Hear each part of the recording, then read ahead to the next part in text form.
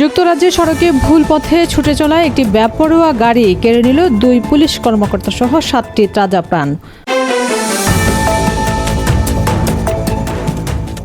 এতক্ষণ শুনছিলেন শিরোনাম, এবার বিস্তারিত। যুক্তরাজ্যের উত্তর পূর্বে ঘটে গেল এক অত্যন্ত হৃদয় বিদারক ও মর্মান্তিক সড়ক দুর্ঘটনা।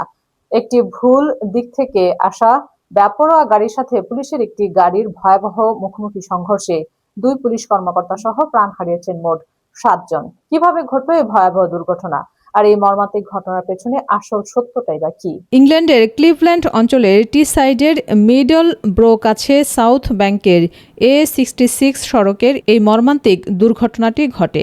পুলিশ সূত্রে জানা যায়, একটি সন্দেহজনক গাড়িকে ধাওয়া করার সময় একটি ভক্সওয়াগন পাসাত গাড়ি উল্টো দিক বা ভুল পথে অত্যন্ত দ্রুত গতিতে ছুটে আসে। এরপর সঠিক দিকে যাওয়া একটি মার্কড পুলিশ ভ্যানের সাথে সেটির মুখোমুখি সংঘর্ষ হয়। গত শনিবার ভোর 3:39 ঘটা এই সংঘর্ষে গাড়ি দুটিতে থাকা 7 জনই ঘটনাস্থলে প্রাণ হারান। নিহতদের মধ্যে 5 জন সাধারণ নাগরিক যারা ওই পাসাত গাড়িটিতে ছিলেন, এবং বাকি 2 জন কর্তব্যরত পুলিশ কর্মকর্তা।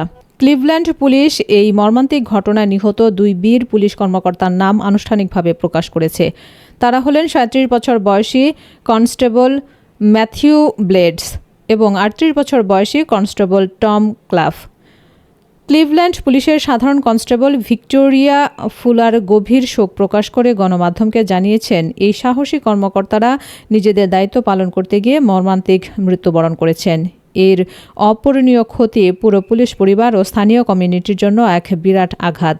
এই মর্মান্তিক প্রাণহানির ঘটনায় দেশটির প্রধানমন্ত্রী অ্যান্ডি বার্নহাম গভীর শোক প্রকাশ করেছেন এবং সবাইকে এই মুহূর্তে কোনো ধরনের অপ্রয়োজনীয় গুজব বা অপপ্রচার থেকে বিরত থাকার আহ্বান জানিয়েছেন।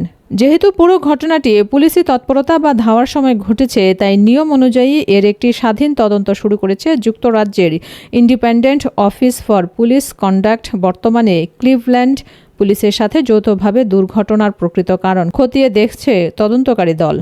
এমন একটি হৃদয় বিদারক ঘটনায় পুরো যুক্তরাজ্য জুড়ে শোকের ছায়া নেমে এসেছে।